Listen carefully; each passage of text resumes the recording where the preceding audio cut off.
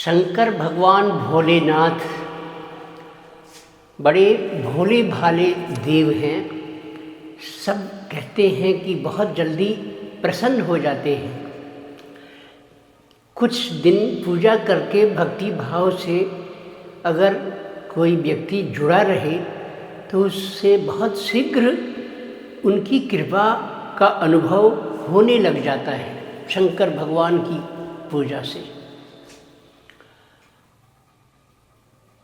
भगवान राम जी जब लंका की ओर गमन कर रहे थे, सीता जी को लाने के लिए युद्ध करने की नौबत आ गई थी, वानर सेना साथ थी, तो लंका पर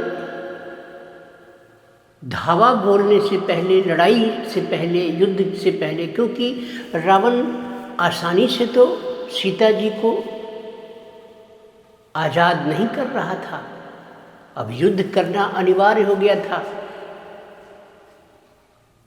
लेकिन इस युद्ध से पहले राम जी ने वही रामेश्वरम समुद्र के किनारे रेत जो समुद्र की होती है उसी से शंकर भगवान का लिंगाकार पिंड बनाया और पूजन किया, उनका अभिषेक किया। तब आगे की यात्रा उन्होंने की और सफल होकर लौटे। तो तब से वो रामेश्वर महादेव कहलाते हैं। भगवान राम के ईश्वर, राम के भगवान कौन है? शिव भगवान। राम के भगवान है रामेश्वरम, इसीलिए उन्होंने शिव जी ने की पूजा जो है उन्होंने एक समुद्र के किनारे रेत से ही बनाया।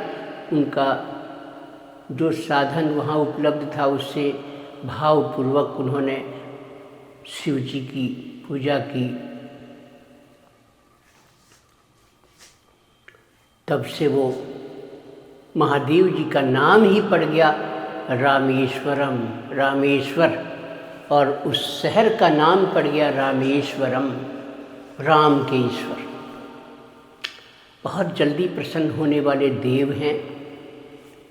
शिव पुराण में और अन्य कई जगह ऐसा भी बताया गया है कि जो 27 नक्षत्र होते हैं, ज्योतिष विद्या की बात की जाए तो 27 नक्षत्र, और उन 27 नक्षत्रों में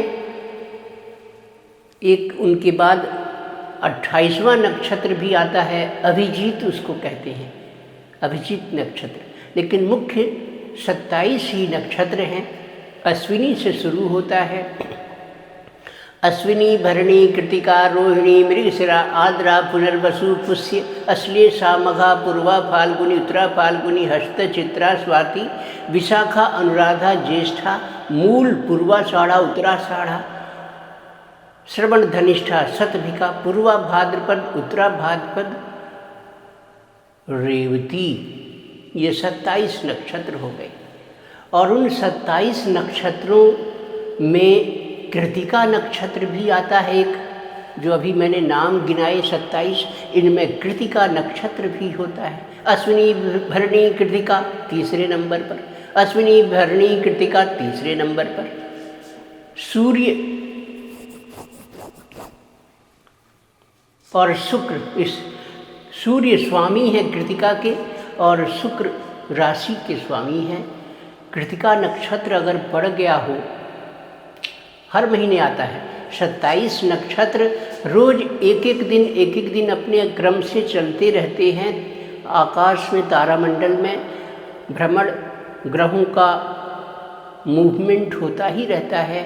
तो जो कृतिका नक्षत्र आती है और उस कृतिका नक्षत्र के दिन, अगर किसी कृतिका नक्षत्र के दिन सोमवार पड़ गया, आजकल पंचांग हैं, कैलेंडरों में भी आप देख सकते हैं।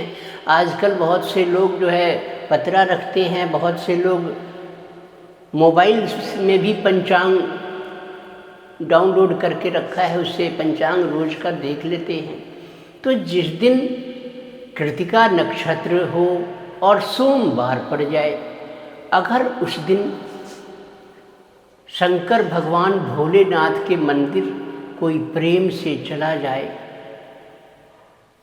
बड़े भाव श्रद्धा के साथ फूल माला प्रसाद गंगाजल चंदन तिलक ये सब लेकर और पहुंच जाए शिव बाबा के दरबार में, शिव बाबा के मंदिर में, और वहां जा कर के शिव जी का, भगवान शिव का शिवलिंग का अभिषेक कर दे। किससे?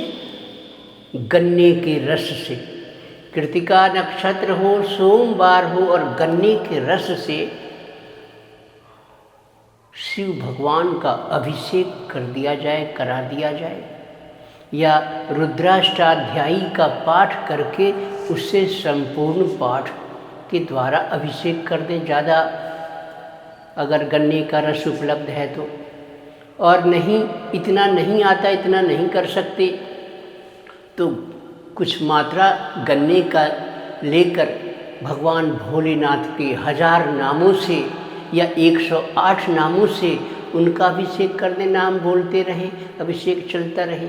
या वो भी नहीं आता तो नमः शिवाय ओम, नमः शिवाय ओम, नमः शिवाय ओम, ऐसे शिव भगवान के मंत्र का उच्चारण करके भी गन्ने के जूस, गन्ने के रस से अगर शिव जी का अभिषेक कर दिया जाए, कृतिका नक्षत्र हो और सोमवार हो, तो कितनी भी भयंकर दरिद्रता क्यों ना हो, कितनी भी घनघोर आर्थिक संकट से आप क्यों ना गुजर रहे हों, कितनी भी विपन्नता, गरीबी, दीनता हो, कर्ज से दबे हों, पता नहीं कहाँ से भोलेनाथ क्या व्यवस्था करते हैं, ये पता नहीं कहाँ से रास्ता निकालेंगे, कहाँ से वो मार्ग निकालेंगे।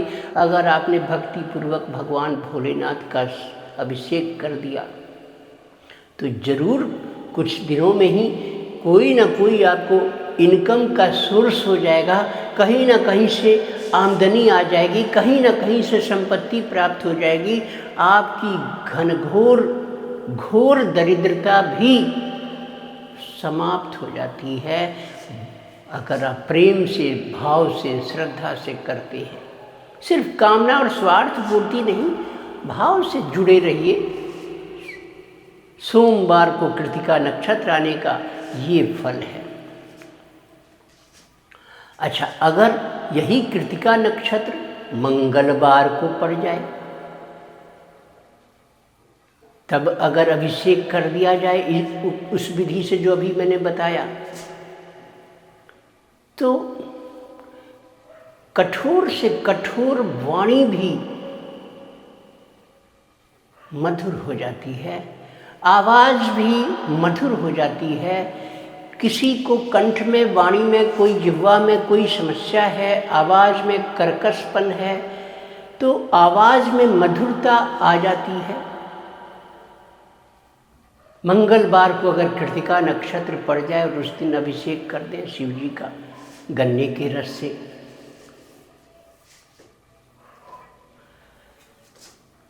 नहीं है, नहीं मिलता तो आप कोई दूसरा पदार्थ चुन सकते हैं। नियम तो गन्ने के रस का ही लिखा हुआ है।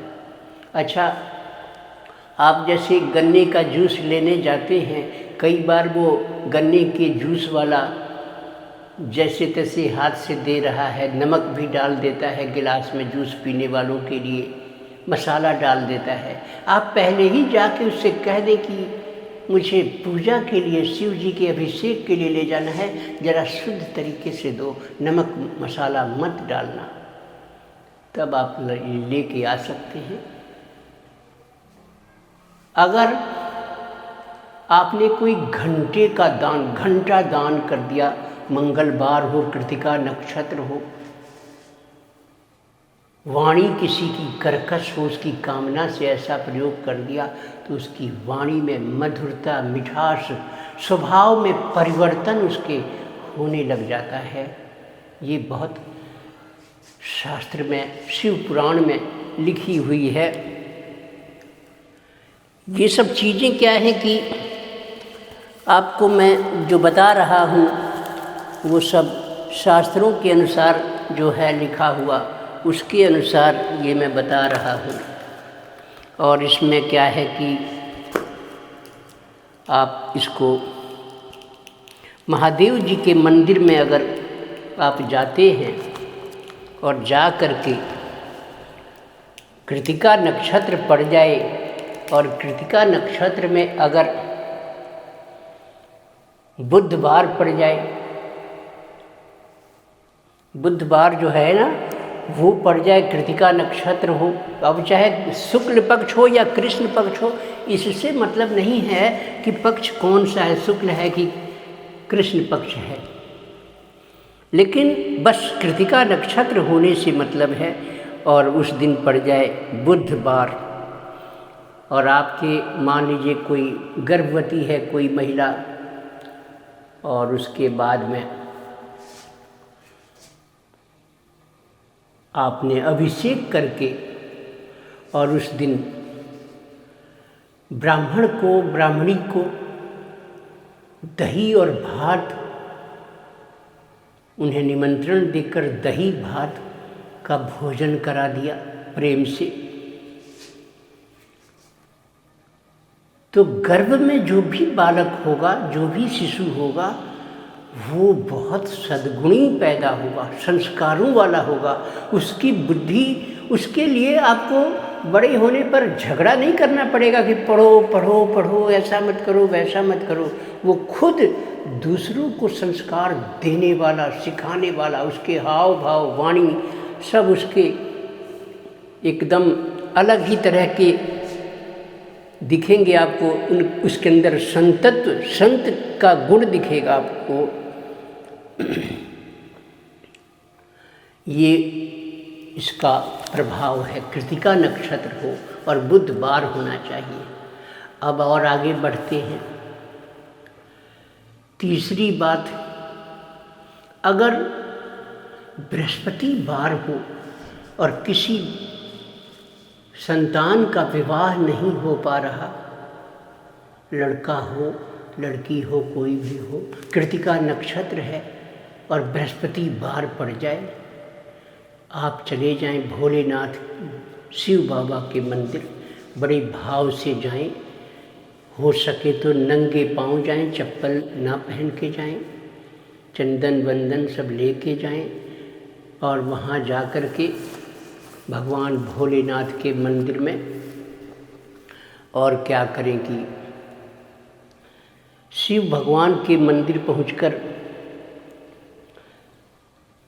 अगर आप अभिषेक करना चाहें रुद्राष्टाध्यायी से तो उससे कर दें, नहीं तो 1000 नाम से कर दें, और नहीं तो 108 नाम से कर दें, और नहीं तो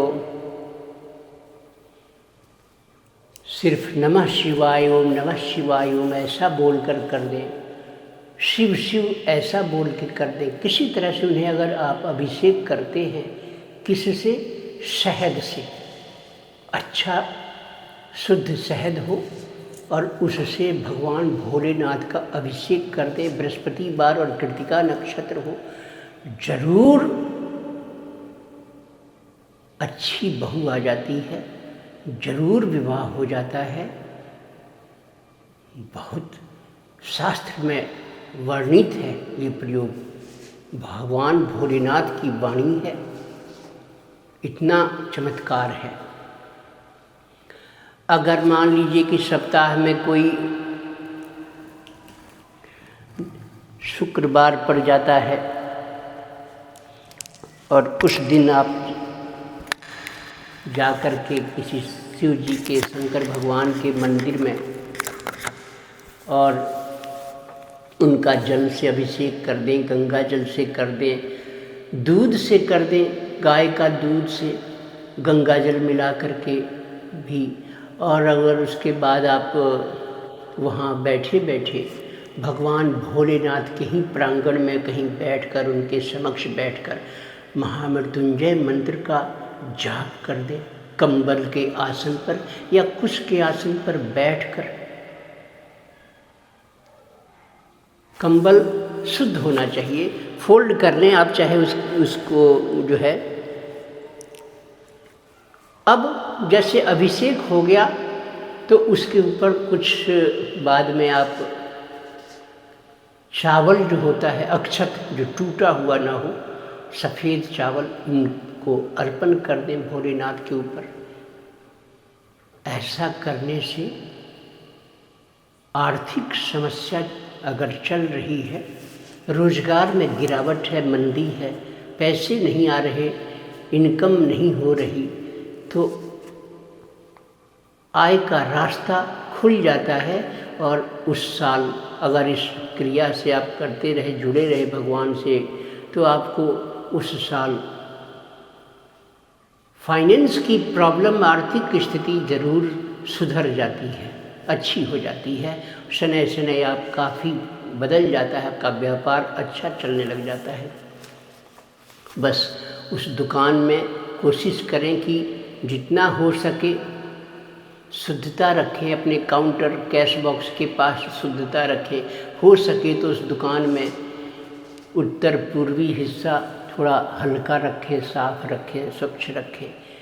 फरेब और झूठ ना बोलें, किसी कस्टमर को कोई चीटिंग धोखा ना दें।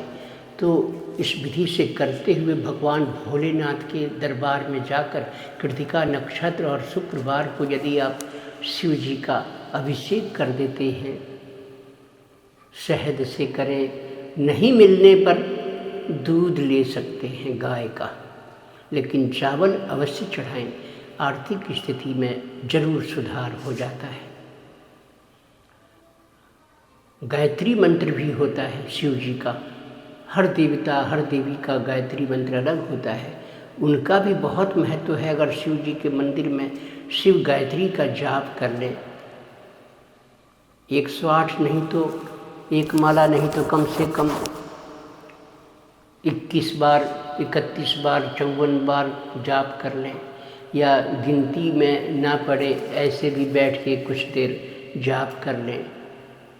ऐसा करने से भगवान भोलेनाथ अपने भक्त को गिरने नहीं देते, कहीं उसका पतन नहीं होने देते, बचाव करते हैं, बचाते हैं। शीघ्र प्रसन्न होने वाले देव हैं। आपको कुछ ही दिनों में उनकी पूजा से समझ में आ जाता है कि कभी आपको दर्शन भी मिलने लग जाते हैं स्वप्न में। स्वप्न में शिवलिंग का दर्शन होना उनका संकेत है।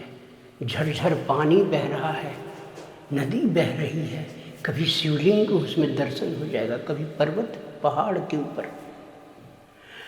कुंडली में किसी तरह से अगर आपका बृहस्पति देव कमज़ोर हैं काफ़ी, तो कहीं पहाड़ी पर, चोटी पर, ऊंचाई पर कोई अगर पर्वत पर शिवलिंग है, वहाँ अगर आप जाते हैं चढ़कर पहाड़ी पर, तो उसका बहुत फल है, बहुत फ़ायदा, बहुत लाभ मिलता है।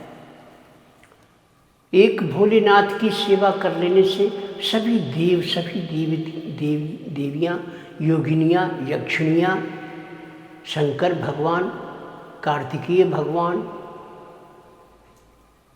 नंदी महादेव, उनके गण, काल भैरव, बटुक भैरव, वीरभद्र, ये सब प्रसन्न हो जाते हैं या आपकी सहायता करने लग जाते हैं। आपको मदद करना पड़े इसकी नौबत ही नहीं आती, जीवन इतनी आसान हो जाती है। संकट ही नहीं आएगा, समस्या ही नहीं आएगी, स्मूथ लाइफ हो जाएगी। तो किसी देवता को वहाँ आपको बचाने जाना भी नहीं पड़ता, ऐसी चीज़ है। दुर्गा भवानी जगदम्बा माता शिव भगवान कॉम्बिनेशन है, बहुत लाइफ मॉडिफायर है। ये दो शक्तियाँ लाइफ की मॉडिफायर हैं, लाइफ को मॉडिफाई कर देती हैं, उन्नति की ओर ले जाती हैं। वीडियो लंबा नहीं करूँगा, चैनल लाइक करें, सब्सक्राइब भी करें, मित्रों को शेयर भी करें। धन्यवाद।